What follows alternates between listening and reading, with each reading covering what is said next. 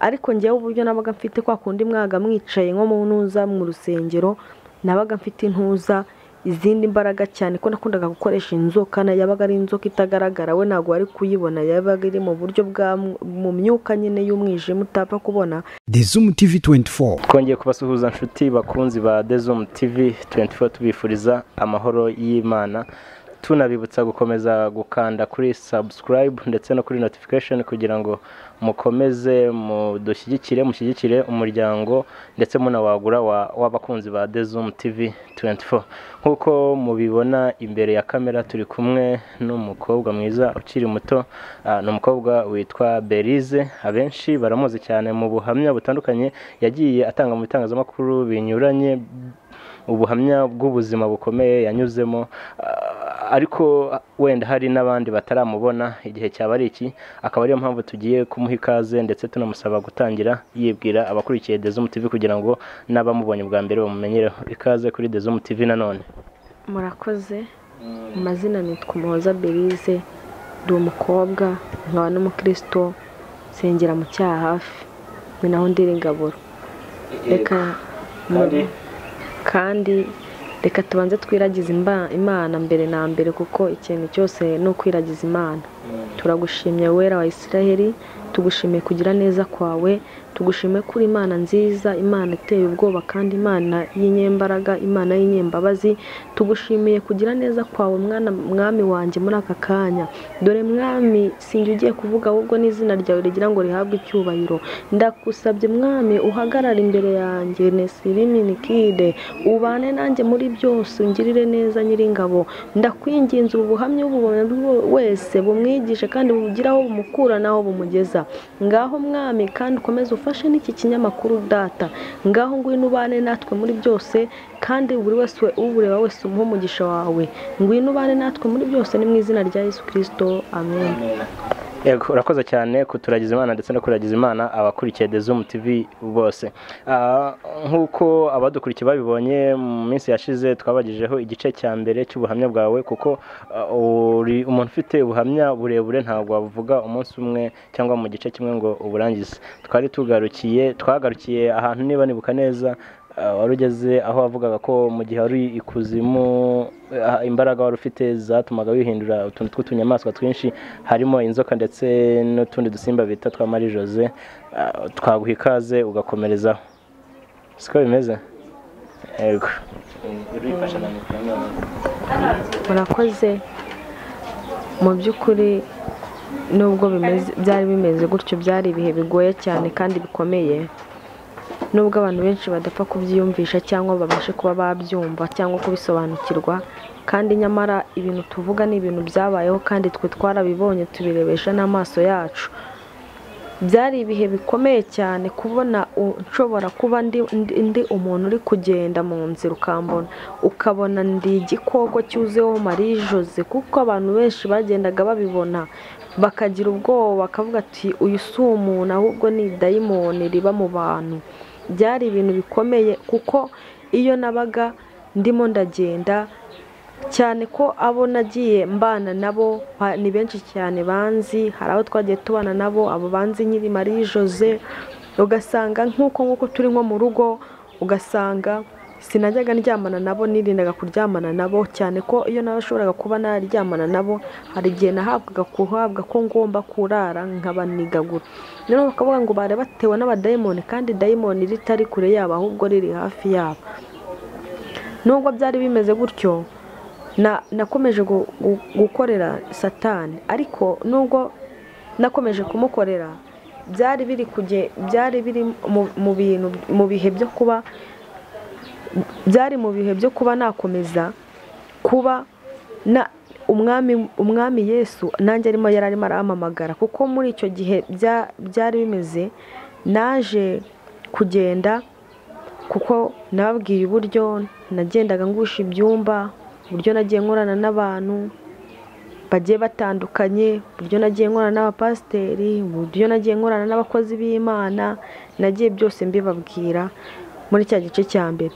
Ariko nubwo byari bimeze gutyo, ariko nguko ngenda nkorera umwanzi Satani, nubwo hari ibintu tujya twita, nababwiye uburyo twajyaga hano ku isi ukuntu zino minja zikundwa, uzarebe nk'iyo umubyeyi atwite nk'inda yiwe ikunze kuba ari inda abenshi zivamo. Wasangaga rero duhabwa nka misiyo bakakubwira tugomba kugenda, wagera ku isi warangiza ukajya ugira haba hari cyane ko abadayimoni bagomba kuniga iminja, bo bakaninjira no mu ntu z'ahantu mu rubyariro bagiye, cyangwa bamwe bakazikuramo.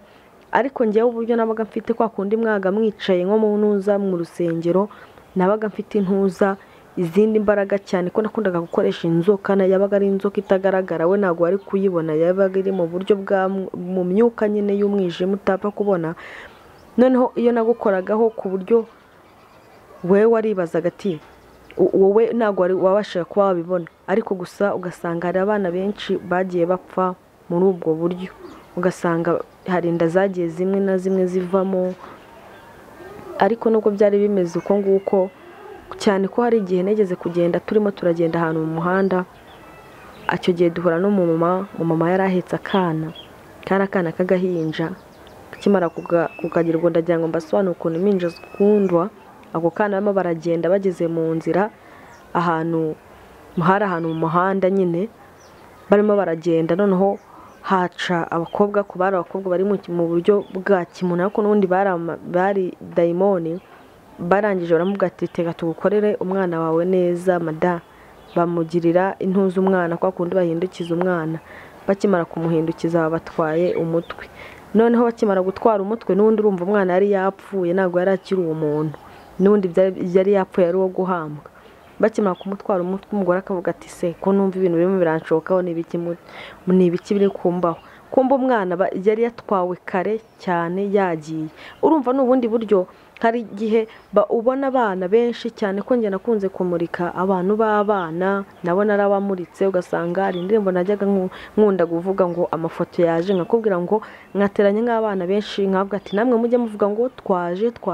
Urumva kandi njye nabamurikaga bambaye ubusa, nabwaga ati muvuge gutyo uko nguko, kandi bagiye bagira ingaruka zigiye zitandukanye nyinshi.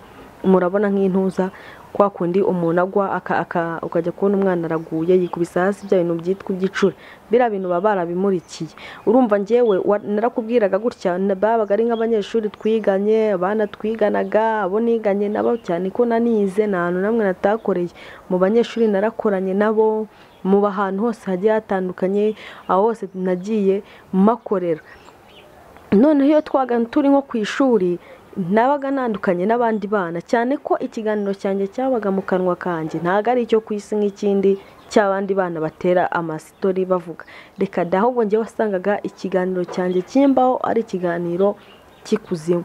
Abana bakagira amatsiko yo kumenya aho hantu, aho hantu hora utubwira hameze gute, ugasanga nakubwira ati mwandike nomero, nkabahana nomero rwose, nta nubwo najyaga kure yawe, cyane ko nakubwiraga ati zandika hano kuri sima. Bitewe n'ukuntu narindi babiri, wa mubiri wanjye wo hasi no hejuru bikontractingana byose bika ari kimwe, wazihamagara gutya uri nko kuri sima, wazandika ukazihamagara ugashyiraho ugutwi, wahitaga wumva amajwi, mugatangira mukagira ute mukavugana.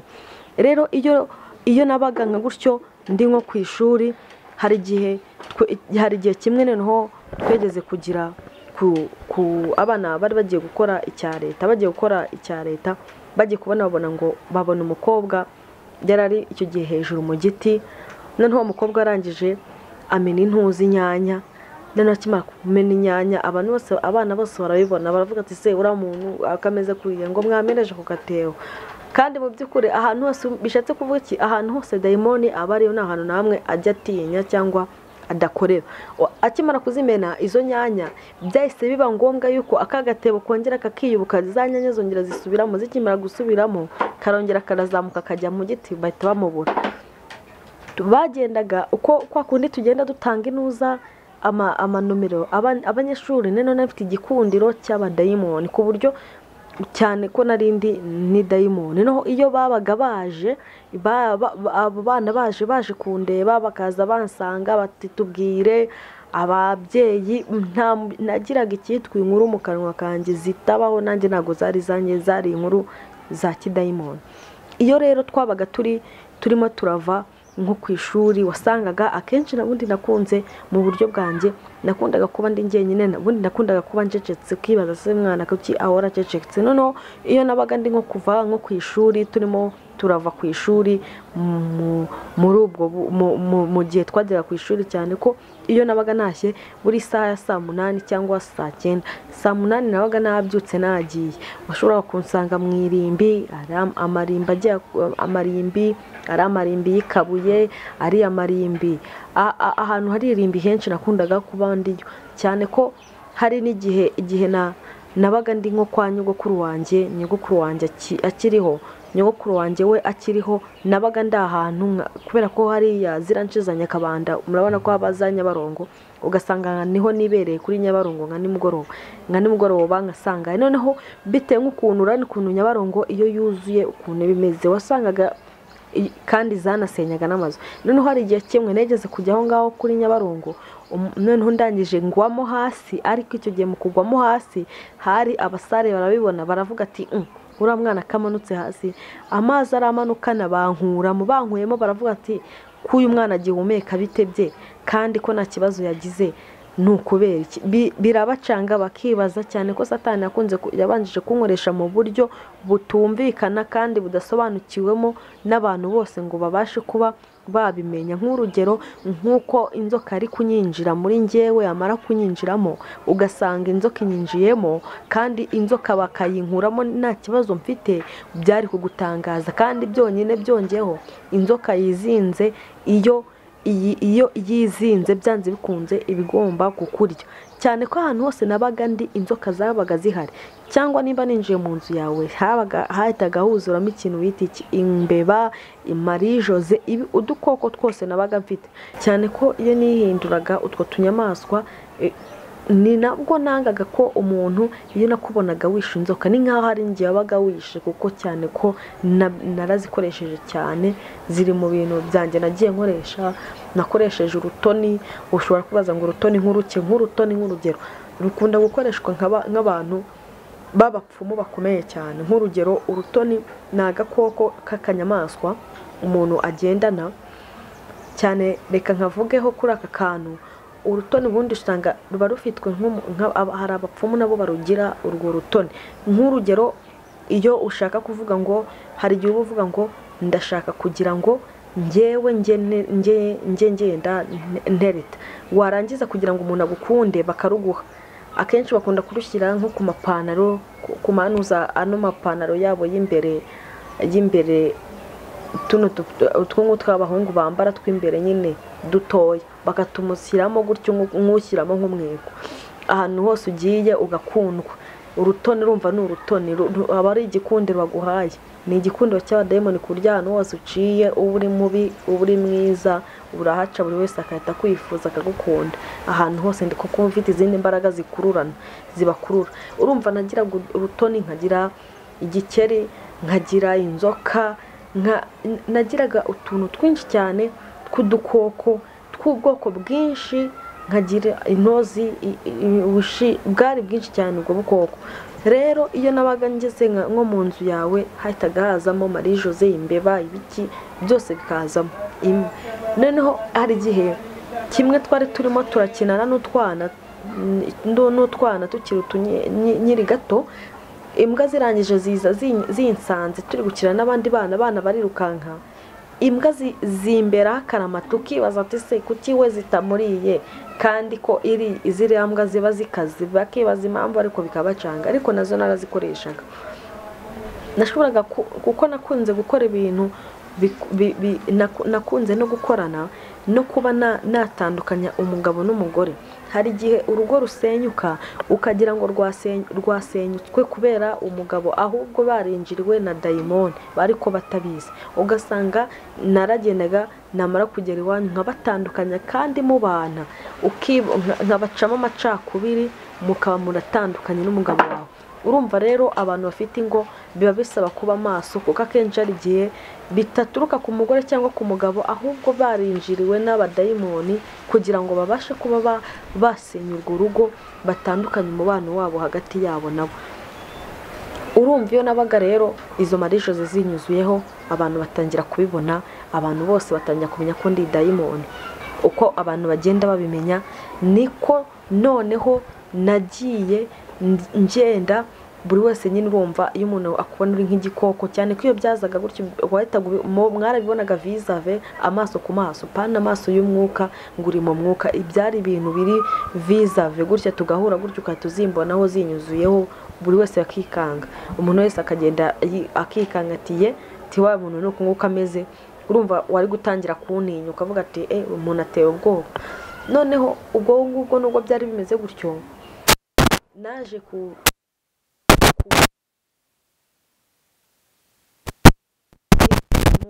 nakoranye na mama wanjye ubyara, narabibasobanuriye uburyo byagenze, uburyo hari abantu nasanzeyo. Noneho ikindi kintu mvuga, hari igihe tujya tubona nk'abantu ba hano ku isi, ukabona nk'umuntu wa hano ku isi afite, ugasanga afite nk'intuza nk'izindi mbaraga akoresha, ariko ari imbaraga wenda nk'urugero, reka mvuge ku bakozi b'Imana. Hari igihe ubona nk'umukozi w'Imana wamara kumubona kandi mu by'ukuri Satani nawe akora ibitangaza, kandi n'Imana ikora ibitangaza. Ariko nubwo ibyo byose abikora, hari abantu hano muri iyi si bafite izindi mbaraga zikomeye, akaza kazaka. Hari abakoresha ibintu by'amasaro, yamara kugenda ari umukozi w'Imana rwose bakarimushyiramo, bakarishyira mu mutwe we, bamara kurimushyiramo akaza hano ku isi, yamara kuza hano ku isi agatangira gukora imirimo n'ibitangaza. Urumva ngewe duhuye nkahita nkurondora ibintu byawe byose nkabikubwira, wahita umbwira ati mu by'ukuri uyu muntu arimo mwuka w'Imana, nta nubwo wamutandukanya cyangwa ngo ubashe kuba wamumenya.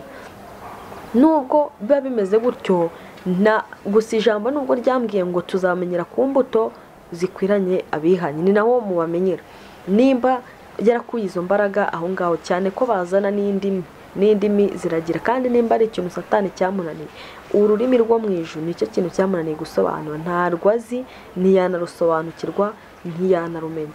Rero urumva aba ari ukuba maso, abantu bose bateze amatwi bajye baba maso, kuko twamaze abadayimoni, urumva Satani ahantu hose aba hose yahatatanyije, hose yatatanyije yo n'ahantu adakorera, no mu bantu hose kandi anakoreramo. Rero urumva nk'urugero, ndi nk'umuvugabutumwa, tumenyereye ko Imana rwose nose Imana ugiye gusenga, twamara gusenga, cyane ko nagiye njya mu ntuza mu materaniro yagiye amwe n'amwe atandukanye hano muri kino gihugu, henshi mu materaniro menshi cyane, mu matorero agiye amwe n'amwe atandukanye. Iyo nshoboraga kugera nko mu ntuza mu iteraniro, namara kugera mu iteraniro ugasanga muri iryo teraniro nubwo naryinjiyemo wenda hakaba harimo nk'umukozi w'Imana uyu umwe, akashobora kuba yazengereza itorero, wenda ari mu mwuka w'Imana. Biba bitandukanye umwuka w'Imana n'umwuka wa kidayimoni. Ugasanga turi aho hantu, wamara kuhagera nk'urugero nk'umupasiteri akakubwira ati fata intuza, agafata ikiganza cye agashyira urupapuro, amazina yawe akahitaza yose. Urumva ni ikindi gitangazo, tuvuga ati rwose uyu muntu ari mu mwuka w'Imana rwose, ati nta n'umurengeje, ntawe umusumba. Warangiza ukatuvuga ati rwose uyu ni umukozi w'Imana. Ariko umva itandukanyirizo, ni gute ushobora kuba uri umukozi w'Imana warangiza ukatumbwira ngo faya nkahita ngwa hasi? Ese iyo Imana igwisha hasi, ni ikintu umuntu yagakombye kujya yibazaho kuri iki kintu, kuko biba bitandukanye. Haba hari abantu bazanye izindi mbaraga zidasanzwe bafite nabo ubwabo, zitari mwenyewe zabo, ahubwo ari izindi mbaraga za kidayimoni. Kuko aho hantu hose twabaga turiyo, twajyagayo, aho hose twajyaga tuba tuhari, aho hose ugasanga abantu bateranye n'abantu benshi, barangiza ugasanga urusengero rwose rwaguye, rwose nta muntu n'umwe uri hasi, buri wese ngo faya, buri wese ngo faya, buri wese ngo faya, atumva kandi uzumva ntabwo akunda gukoresha izina rya Yesu, reka Kristo wapi. Urumva n'izindi mbaraga ziba zidasanzwe. Ubwo rero nk'uko nguko nk'abantu baba bakurikiye nka buno buhamya, bajye batekereza no kuri ibi bintu, ahantu isi iri kutuganisha, cyangwa ibintu ukuntu bimeze. Ibi bintu byose kuko byose twagiye tubikoramo, twagiye tubijyamo, aho hose twagiye tuhagera. Cyane ko iyo twabaga wenda reka nongere mvuge ku bantu, ushobora kuvuga ngo umuntu afite ubukire bwavuye ku Mana, n'abantu bose burasa n'abakire, si dupfobeje abakire, n'abakire, abantu benshi n'abakire cyane, ariko hari ubukire buva ku Mana, hakaba n'ubukire buva hehe kwa Satani. Bamwe bajyaga baza kwaka imbaraga, hari benshi tuzi, bamwe na bamwe twahuriragayo, bamwe nyine tuziranye.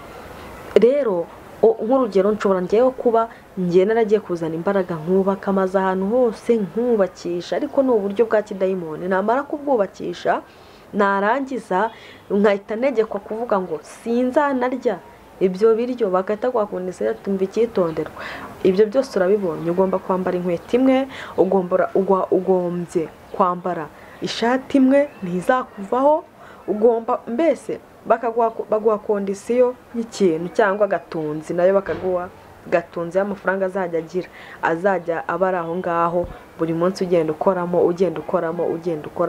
ukoramo hafite ikintu cyiza kikaruka nk'ibikoko bigiye bitandukanye, bakaguha nk'inzoka ikaza ariyo gatunzi iruka buri munsi ikaruka. Ariko nawe ufite kondisiyo, ni ibintu utunga nyine nawe ubwawe ugiraho kondisiyo. Ntuzagenda mu modoka, uzagenda n'amaguru. Urumva ibaze kuba uri umukire warangiza ugata igiceri cya 5, wenda hari umuntu aho ngaho kubona ukagitora, wenda ukahita ugitora, kandi uri umuntu w'umukire ugenda mu biki. Ariko ubundi bano b'abakire benshi bafite nk'amakondisiyo agiye atandukanye kugira ngo babashe kuba bakora izino misiyo. Nababwiye uburyo twaje, nashoboraga wenda kuba ngewe naza nko mu rugo rw'umuntu, warangiza njye nkajya munsi y'igitanda cyanyu, namara kujya munsi y'igitanda ubwo ngubwo niko naga nabwiwe, neneho ubundi mukagira umwiryane we mu buriri we. Ariko mu by'ukuri dayimoni yabaga yinjiye ryari kare. Ni ukuba amaso rero aba ari ugusengera ibintu by'ingo zanyu, cyangwa abantu bose bafite abana nabo ni ukubasengera nabo. Hari igihe umwana umugira akabikirara, kandi abana benshi ugasanga yabaye ikirara, ugasanga umwana nari hamwe ntatuje, kandi mu by'ukuri umwana yarajyanwe kera, yaramurikiwe kera, yaratwawe, baramutanzeho nk'ibitambo. Nagiye nkorana n'abantu nakoranye, hari n'abazungu twakoranye nabo, abazungu tugakorana, twagiye dukorana nabo, abazungu turakorana cyane ko iyo nabaga ndimo ndakorana nabo nibo hari ibintu twajyaga dukina ndi ari cya giporoporo cy'igikaratasi cy'umubiri wo hejuru, ugasanga barambwiye kwa kundi bizi ko hari abazungu nyine nabo bakorana n'izindi mbaraga, akaza hano mu gihugu ari ngeje kureba, tukaza cyane ko twese tuba mamuziranye, tukahita tugira duhura no twahura cyane ko ubundi utuntu two ku muntu kitwo sinabaga nufiteho tuno twahanga sinatugiraga, cyane ko urana karabasasu ukuntu karabasasi imeze, bashobora kuba ukubitaho ingumi, wakubitaho ingumi gutyo kuko kuri umuntu. Karabasasu ni ikintu kiryana cyane, kandi ukuntu ibimeze biryanya ko ntago ari uburyo bwanjye. Ubu nkubiseho nababara nyine, nababara kuko ubu ndi mu mubiri, noneho ntago ndi mu mubiri wa kidayimoni. Ariko nashobora kuba nakubita ubundi hano gutya haritaga habaga harahombanye, natwo nagiraga nakubita gutyo tutugufa, ubusibye ko ari Imana yongera ikagira. Narakubitagaho gutya ingumi, namara gukubitaho ingumi, narangiza ingumi nyimarize kuyikubitaho, nkahita nongera nkagara gutya katacikamo ikintu. Imbaraga ntago zari zanjye, ubu nkubisaho zaho ubwo cyanagenda n'igitaka ntabwo cyagenda. Ariko icyo gihe bwari uburyo, ntago zari imbaraga zanjye, ahubwo zari imbaraga za kidayimoni nanjye nakoreshaga, ntago zari imbaraga zanjye. Narakomeje nkomeza gukorera umwanzi Satani. Uko ngenda mukorera niko nagendaga mpabwa ipeti, uko ngenda mukorera ngenda mpabwa ipeti. Noneho ngaruke gatoya nze noneho mu gihe cyane ko hari amazina ubundi hano ku isi washobora, nagiraga amazina menshi cyane hano, menshi, nkaza nkabiwawe nkahita nkubwira ngo witwa nde, nataga ndihindura. Ubundi nta muntu wajya gupfa kumenya, nta nubwo ari no kumenya nk'urugero hano mu mujyi wa Kigali ntiwari kumenya akavukire yanjye, ntiwari kumenya ngo mvukaye, ntiwari kumenya ngo ni nataga nkubwira ngo ntaho nzi nta na hamwe nzi, ukambaza ibyanjye kumva ntago ubisobanukiwe nkakuyobya ku buryo utapfa kuzamenya uwo ndiwe, ntago wari kumenya. Iyo nabaga nkufiteho misiyo nazaga kuba wawe. Nakoranye cyane ko nakoze no mu ntuza no mu maresitora, nkaza gutyo nko muri resitora ndi umwana wo mu rugo waho ngaho, nkakora muri resitora mfite umuntu mfitiye komande. Hari umuntu w'umugabo yageze kuza kuharira, ariko uwo mugabo akimara kuza kuharira, uwo mugabo asengera mu cyaha, aje kuharira. Uwo mugabo umva naramushatse ahantu hose, ahantu hose naramushatse, naramubuze, musanga muri resitora. Muri iyo resitora ndabyibuka icyo genda ndavuga ati mumeze mutese. Arangije arambwira ngo mva, uwo mugabo yari arimo umwuka w'Imana udasanzwe, kuko yahise ambwira ngo umva nkubwire, njyewe icyambere no kurya nkigendera, nta magambo njye nkeneye kuvugana nawe. Ndafise umuntu nzamubona gutanu hose namushakiragayo, nasangaga ahantu hose imbaraga z'Imana zimwuzuye. Ahantu hose najyaga nasangaga imbaraga zose zimwuzuye. Nakoranye n'abantu b'abapasiteri, bamwe nkabayobya intekerezo, bamwe tukaryamana nkamushyiramo izindi mbaraga, nabo bagahinduka, bamwe bakava mu by'Imana, mu byizerwa. Abantu ugasanga umuntu ukibaza ati ko yari umuntu w'umukozi w'Imana byagenze gute, ukibaza nawe bikagucanga kaga ko uyu muntu yari ari umwuka w'Imana, byaje kumugendekera bitako. Mu by'ukuri aba ari kuba maso, kuko ntago igihe cyose Satani yagushakira usibye imbaraga z'Imana, yohereza ibitero byinshi cyane. Nabwiye ko nk'urugero nko ku munsi wa gatanu wari umunsi udasanzwe, aba ari umunsi hajeho imyambaro igiye itandukanye, no haba harimo ince zigiye zitandukanye. Nk'urugero nko mu maroji twabaga tuhari, haba huzuyemo abadayimoni benshi cyane. Nko mu maroji ushobora we kuvuga ngo uguze umukobwa, kandi mu by'ukuri ubwo uguze ntago ari umukobwa, ahubwo uguze igini, kuko nabo bahari kandi aba baje mu buryo bwa kimuntu. Ntago wapfa kumumenya ngo umusobanukirwe ngo umumenye. Rero nkaba naboneraho no kugira n'inama n'abasore bakijya mu ntuza, abajya nko mu ntuza nko mu maroji. Ubu urumva rero aba ari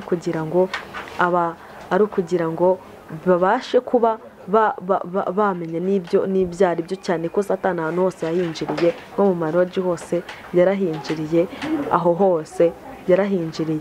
Rero urumva ni ahantu Satani atajya akorera, kuko yega abavuga ngo n'ubundi aba n'abanjye, yega aba ari abawe, cyane ko akunda no kurwanya abana b'Imana. Abantu b'Imana akunda kubarwanya cyane, niba akunda kugendaho cyane, niho akunda kuvuga ngo abantu ubundi bamenye izina rya Yesu, reka ariwe murwanye, nkomeze murwanye. Ariko nubwo arwana, nubwo Satani arwana, ntago ajya agira ute, ntago ajya anesha. Twarakubiswe, hari igihe njyewe nagizaga kuri misiyo, naza nko kuri misiyo, iyo misiyo sinyikore yananira nkakubitwa. Narakubiswe cyane, kurumva nari mfite njyewe narigiraga inzara, narakubitwaga inzara zivamo, usibye Imana iduha inzara, ubundi nazo nagiraga. Narakubitwaga nkakubitwa, namara gukubitwa ubundi narangiza nkagaruka. Rero nk'urugero ushobora kuvuga uti se nk'ubwo nka misiyo yabaga yakunaniye, tuvuge nk'urugero nimba impaye icyumba nk'icyumba cyo ikambwa ati jya muri kino cyumba, ugomba kugenda nurangiza ukigushe. Nk'urugero nanakigiyemo, njye nagiye muri kiriya cyumba kino cyo mu cya hafi cyo kuwa gatatu, ndagenda ubwa mbere ndinjizwa, ndicara. Nyimara kwicara ubwo barangije, ukubera imbaraga z'Imana zari zirimo muri icyo cyumba, kubera ubwiza bw'Imana buba bwamanutse cyane, ko abantu baba baniyejeje nta byaha birimo ngo ubone ahantu ufatira. Nicyo cyumba nagiyemo kirantwika, ahantu hose ndashya. Nkimara gushya ubwo ngubwo naje kubona ubwo ngubwo nyine, cyane ko kiba cyayobowe na perezida, ari we Karosi n'ubu kiyoboye icyo cyumba nyimara kukigeramo uko agenda asenga noneho uko agenda asenga niko numvaga ndimo ndashya uko agenda asenga nkumva ndimo ndashya uko agenda asenga ndimo ndashya ariko nubwo ndashya naje kwita ngenda bitewe n'izindi mbaraga bo bafite kandi baba bari maso ahantu hose bari maso nahise ngenda ndigendera none nyimara kugenda noneho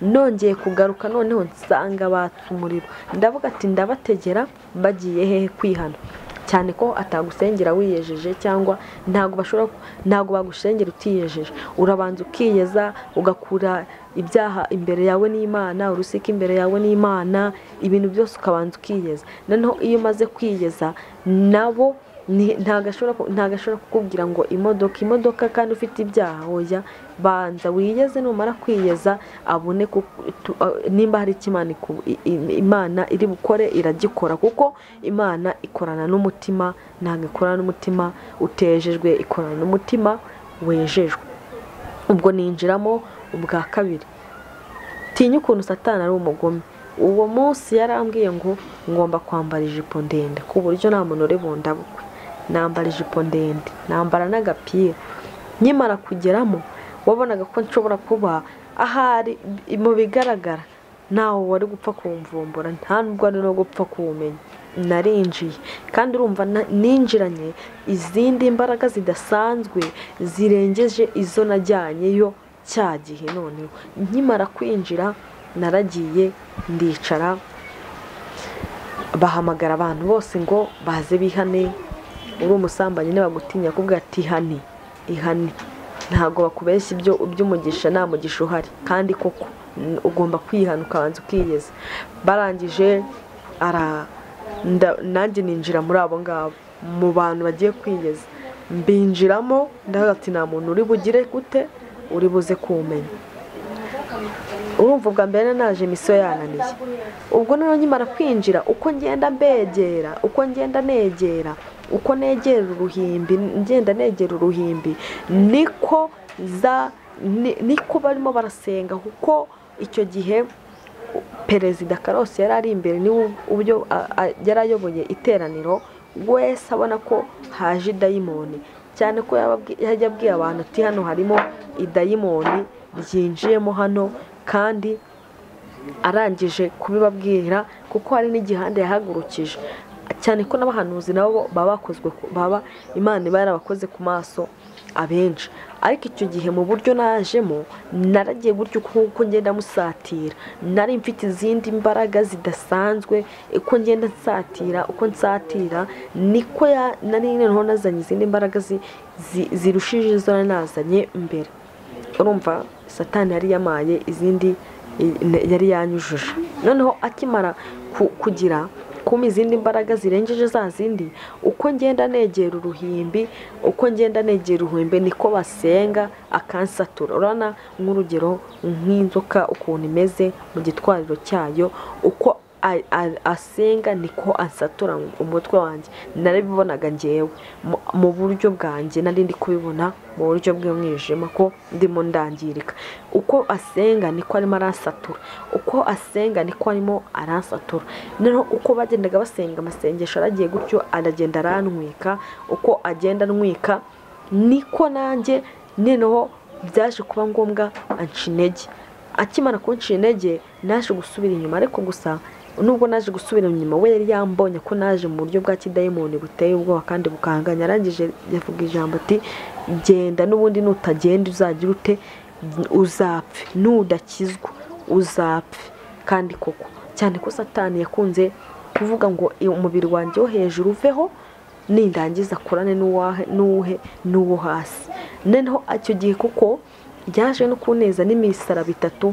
icyo gihe ndarwara nyimara kurwara icyo gihe banjyana kwa muganga bakimara kunjyana kwa muganga basanga ndwaye malaria yo kunyica kandi nafashwe nagufashwa ahubwo narafashwa gutyo kongo kwitunjyana naratitiye mba ndaguye mu muryango babanjyanye kwa muganga basanga imisaraba 3 yandengeje nenda gupfa mu biro wanjye wo kwisi nenda gupfa ari nkaho navuye nko kwisi noneho njye nkimara kugerayo ariko hari hasinwe kandi n'inzandiko zari zanasinwe ko badashaka uwo kwisi ahubwo bashaka umubiri wo hejuru ubwo ngubwo naje kugenda nyimara kugenda banjyanye muri ibyo bitaro.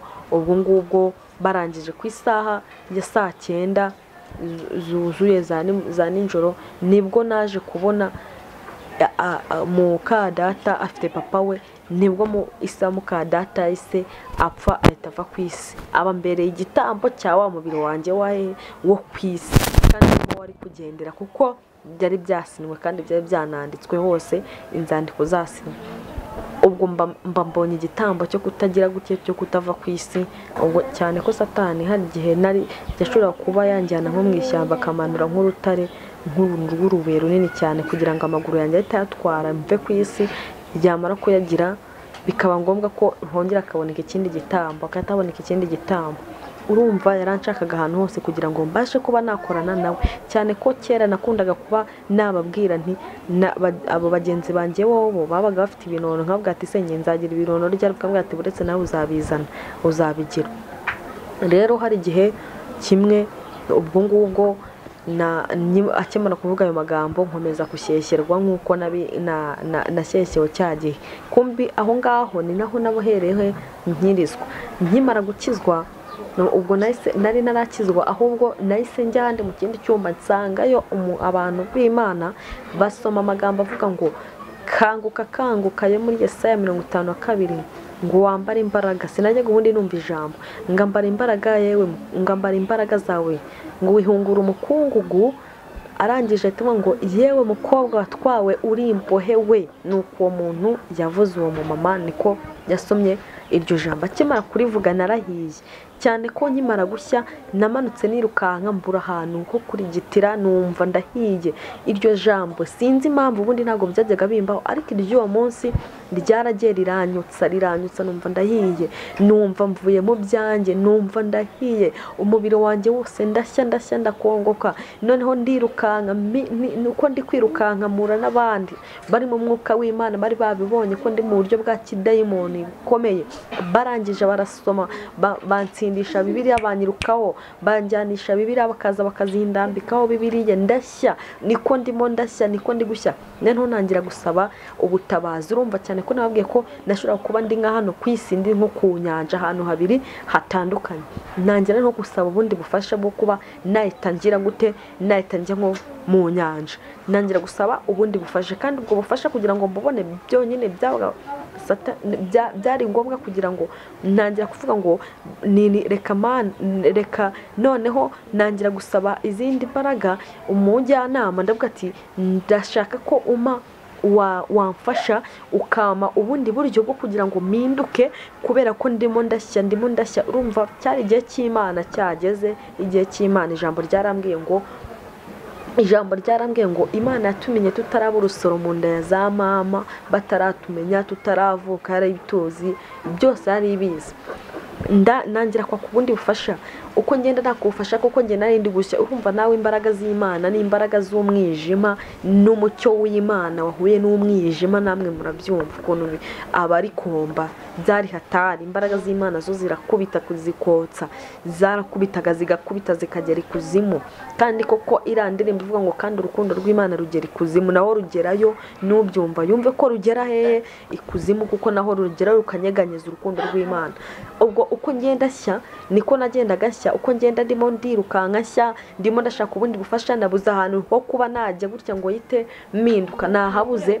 niko ndi gushya, niko noneho iri kumpuza n'abantu b'Imana bagiye batandukanye, kandi aba bose niko Imana bamwe na bamwe ibaha ngo bansengere. abantu benshi baransengeye aho ngaho nagiye muri cya cyumba nababwiyemo nakirijwemo cyo kwa Perezida Karosi. aho ngaho hose baransengeye, bamwe bagiye ku misozi barasenga. uko niho bagendaga basenga kuva ikuzimu ntago ari ugupfa kuvayo, reka ntago ari ukuvuga ngo aka kanya wisuvayo, ahubwo urabanza ugasenga kugira ngo urumva nk'uko imyaka nari mazeyo ni imyaka myinshi cyane namazeyo, kuko nge navukiyeyo imyaka 18 ni imyaka myinshi cyane. urumva ntabwo byari byoroshye. Barasenga barasenga nibwo naje kuza kubona mbona umucyo ahandi narindi muri cya cyumba narindimo ndi ikuzimu mu mwijima cyane ko aba ari mu kabwibwi. Ngiye kubona mbona harafungutse umwijima, ngiye kubona mbona umugabo yaje yambaye imyenda y'umweru. Uwo mugabo yaje yambaye imyenda y'umweru amfata ukuboko kwanjye kw'iburyo. Kimara kumfata ukuboko kwanjye kw'iburyo aramfata nyine aranzamura. Uko abandi bagenda basenga niko bagendaga basenga, niko ndimo ndazamuka barakomeza barasenga, niko ndi kuzamuka baransengera abantu barasenga, niko ndimo ndazamuka, niko ndi guzamuka abantu barasenga. Hari naho bansengeraga ngahinduka ikidebire simvuge, ukabona ndi icyana giti nkunda ibintu nk'ibyo ngibyo, ukabona meze ukuntu meze koko simvuga ndururagi. Abantu barakomeza barasenga, abantu bashyiraho umwete wo kunsengera. Uko bagenda basenga niko ngenda nzamuka, uko bagenda basenga niko ngenda nzamuka, uko baragenda baransengera. Ubwo nyine bakimara kunsengera ko nzamuka, finali mu kuva ikuzimu kwanjye navuye ikuzimu narindi icyo gihe mu Gacinjiro. Icyo gihe hari abantu benshi cyane muri iryo teraniro, benshi barasenga, naho ukabona nk'inzoka irazamutse ivuye mu ino iciye mu kanwa. Ibikoko byose byandi byose nakoraga, bya bintu byose bimvamo. Bikimara kumvamo ndangije numva mpindutse umuntu cyane ko natajyaga nsobanukirwa umuntu uwo ari we. Najyaga nsobanukirwa umuntu nkumva si umuntu ni igiki, nkumva biranshanze, nkumva sinzi ibyo ari byo. Numva muri njyewe icyo gihe kuko nawe twatugeze ku isi, wa muntu ntabwo nongera kumubona, ahubwo nahise ngira, urumva umubiri wanjye mwenye wahise uboneka. None ukimara kuboneka nahise numva mfite urukundo, numva mfite impuhwe, numva mfite mpindutse umuntu muzima, umuntu. None urumva kwa kundi cyane ko aho ngaho nasengeraga, aho Satani yashyiraga akambwira ni ngende njyeyo, ni naho Imana agiye kwita injyanira iki, niho yagiye ngo njye kwikorerayo, iti njyana muri icyo cyumba cy'abacuzi. Ubu niho nkorera umurimo w'Imana, niho mvugira Imana. Urumva noneho ndangije, kubera ko nanabatinyaga nkanabanga cyane bitavugwa, niho ubu ndi gukorera umurimo w'Imana. Ariko ndashima Imana ko Imana ijya ireba ntiyerekwa. Nari nzi ko nta muntu uzambona, ariko urumva aho hantu muri iki cyumba niho nabonye imbaraga z'Imana. Nicyo cyumba nabonyemo imbaraga z'Imana. Yego n'ibindi byumba birimo imbaraga z'Imana, ariko naragendaga nkiyoberanya, ntabwo ari gupfa kumenya. Aho ngaho niho natangiye kumenyekana nkimara gusohoka aho ngaho, kuko nagezemo icyo cyumba cyo kwa gatatu niho namenyekaniye. Abantu baramenya, abantu bose batangira kumenya. Noneho ubwo ndangije ari naho abantu bose bagendaga basenga.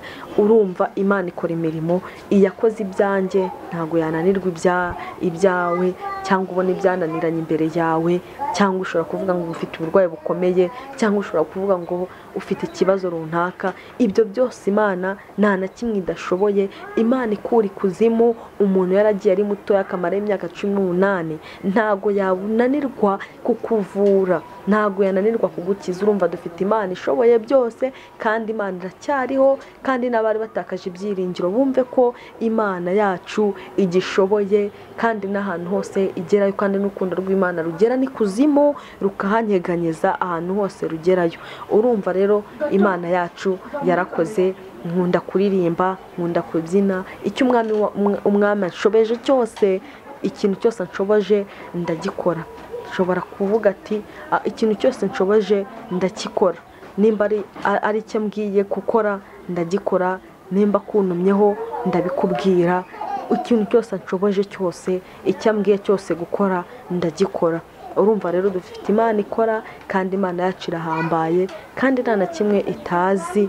Imana yacu rero iracyakora. Nkabwira wowe wari utakaje ibyiringiro, nkabwira wowe wari wihebye, nkabwira wowe wari uri mu maganya uvuga ngo ubuzima bumeze bute, ubuzima uko bugukomereye, turacyafite Imana ikora, kandi Imana ishoboye byose, nta na kimwe itajya ikora. Urumva rero Imana yacu irahambaye. Mu bakunzi ba Dezum TV 24 murabyumva n'ubuhamya bukomeye, n'ubuhamya buteye ubwoba, ariko kigaragara cyo cyangwa igishimishije nuko burangira buvuga neza, buvuga gukomera kw'Imana bwarangiye neza. Ariko hari utubazo tw'amatsiko nagize mbere yo twatandukana. Ikibazo cya mbere nagize, urumva wavuye ikuzimu, wari umukozi wa Sekibi cyangwa wa Satani, ese nyuma yo kuvayo urumva ntabwo byashimishije wari shobuja wagukoreshaga, nta zindi ngaruka byakugizeho nyuma yo gutandukana nawe, cyangwa nyuma y'uko Uwiteka agukuye muri ziriya nzira akakuzana mu nzira nziza? Satani ntabwo yafushye akaba yarayikomeje kugukurikirana akaguteza ibindi bibazo nyuma yaho? Cyane ko nababwiye ko Satani ko akunda kugenda ku bantu b'Imana, cyane ko atabaza icyo wavuganye n'Imana. Urumva nababwiye ko n'ubundi nubwo arwana ntago ajya anesha, siko bimeze. Iyo nk'uko nguko navuyeyo natangiye gukorera Imana, cyane ko njye nta kibazo mfite. Ikintu nshimira Imana ni uko Imana nanjye yankoze ku maso. Njyewe ukijya kumbaho akenshi mba nakibonye iti nkora ku maso ikambwira ati reba kiriya kije, nkaba nakibonye.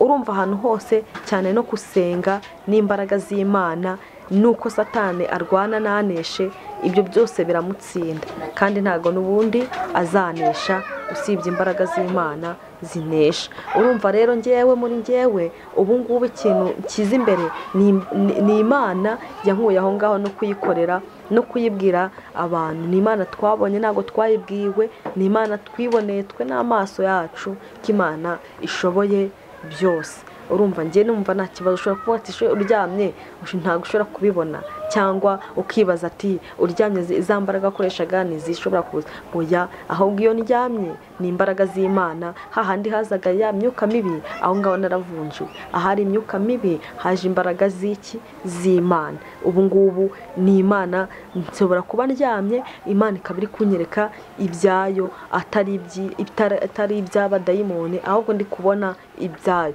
Yego ishobora no kukwereka n'ibibi byose, ikintu cyose Imana yakikwereka, cyane nk'ukuntu Satani aba kugendaho. Hari igihe inkora ku maso ikanyereka nk'ibitero bije, ariko nkaba ntabibonye, ikakwigisha uburyo bwo gusenga. Ibyo byose hamwe n'imbaraga z'Imana n'imbabazi z'Imana, ibyo byose Imana igenda ibidufashirizamo, ikaturinda kugira ngo dukomeze runo rugendo rujya i Siyoni.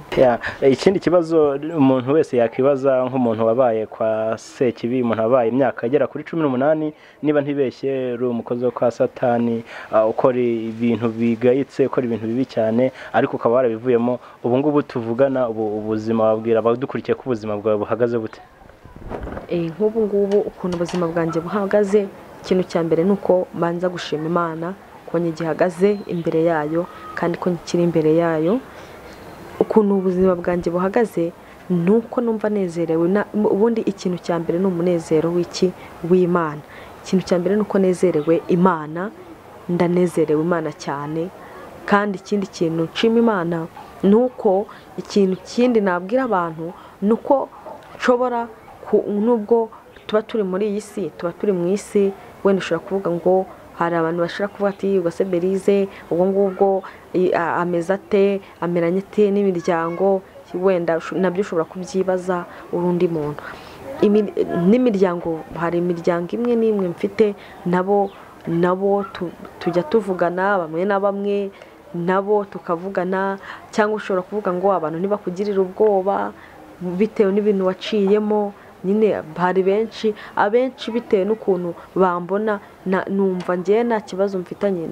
Numva njyewe ku ruhande rwanjye, bitewe n'ukuntu bambona nsenga, abambona nkorera Imana, nabo baba babona nta kibazo, kandi nabo nkabashishikariza kuba bakorera Imana. Cyane ko ikintu njyewe mu mutima wanjye nifuza nuko ari ugukorera Imana. Nta kindi kintu numbiriye imbere y'Imana, ni ugukorera Imana, kuko nabonye ububi bwa Satani. Ubu rero nta kindi, ni ugukorera Imana, tugatumbira mu ijuru kugira ngo tuzarigeremo amahoro. Nta kindi. Urakoze cyane Berize. Dusoza, nk'umuntu waciye muri byinshi, ugaragaza ubuhamya bwabyo, ni irihe somo ry'ubuzima waba warakuyemo ku buryo warisangiza Abanyarwanda cyangwa abandi bari muri diaspora, abantu bo kuri iyi si, ukaribasangiza nabo bakagira icyo bavanamo? Mu magambo make tunasoza. murakoze. Ikintu nabwira abantu nuko ikintu cya mbere ari ugusenga Imana, bakaba maso cyane ko nk'ubu ngubu nk'ikizira cyinjiye ahera, bakaba maso kuko turi muri iki gihe ni igihe kigoye kandi gikomeye. Abantu benshi ntibarebe ku butunzi bafite, ntibarebe ku byo bari byo, ntibarebe kuko bameze, ahubwo icya mbere ni uko bakwiriye kwizera Imana, ikindi bagasenga Imana. Ikindi nkagira nyine inama urubyiruko, ababyeyi, abantu bose mu bo bagiye bumva, kuko mu byo bagiye bumva byose mvuga, bakaba maso muri byose, hamwe no gusenga no kwizera Imana, Imana ikabibafashirizamo, kuko Imana yacu ishoboye byose. Niwe mubyeyi wacu, niwe mubyeyi wa byose, kandi Imana nta na kimwe idashoboye. Nkabagira inama y'uko basenga cyane, ko njye naciye mu bintu bikomeye cyane, bibi cyane nk'ibyo byose. Urumva twagiye tubona ukuntu ingaruka za bamwe, hari igihe abantu bagenda bisubiramo batazi ibyo ari byo, batazi uburyo bagiye bajyanwa, ugasanga hari igihe ufite umwana wawe yaragiye kera utabizi. Urumva rero nabashishikariza mbagira inama y'uko Imana n'ubu ngubu ikikora, iko yakoraga kera n'ubu niko ikiri, n'ubu iracyakora, kandi ntago yageze igira ute ihagarara. Hari ijambo bajyaga bakunda kuvuga ngo Imana yacu ntago isaza ngo yitwaza akabando. Oya, iko yari kera n'ubu niko ikiri, kandi nuko yakoraga kera n'ubu niko igikora. Urumva rero nababwira ko abantu bose bongere basubire ku Mana, ntibongere kwivovotera Imana. Ati Imana ni igikora, ni ukuri Imana iracyariho kandi twarayibonye, kandi iracyakora imirimo n'ibitangaza, iracyabikora, ntago rero ihinduka. Rero nabagira inama yo kuvuga ngo nimusenge, mwongere mube maso, mwongere mukurikire umwami. Nicyo nabashishikariza. Murakoze. Bakunzi, inshuti bakundwa ba Dezom TV 24, murabyumva ubuhamya bukomeye bw'uyu mukobwa w'Imana, inzira zikomeye yaciyemo, ariko bisoza birangira neza nk'uko nababyivugira, bisoza bigaragaza imbaraga z'Imana. Nshuti bakunzi ba Dezom TV, hari benshi baba bifuza kuba babonana n'uyu mukozi w'Imana, hari benshi baba bifuza kuba baganira, akabaha ubuhamya bari kumwe ku giti cyabo cyangwa se ku bindi bitangazamakuru. Waba yabyifuza, reka tumusabe niba bikunda abe yaduha nimero za telefone, kugira ngo umwifuza wese ushaka kumugeraho bimworohere azajye amugeraho nta zindi mbogamizi. Byakunda ko baduha nimero zawe? Nta kibazo, ni 0788 15 50 66. Icyo wakifuza ko ngugiraho inama cyangwa wifuza kumenya nabikugira. Murakoze.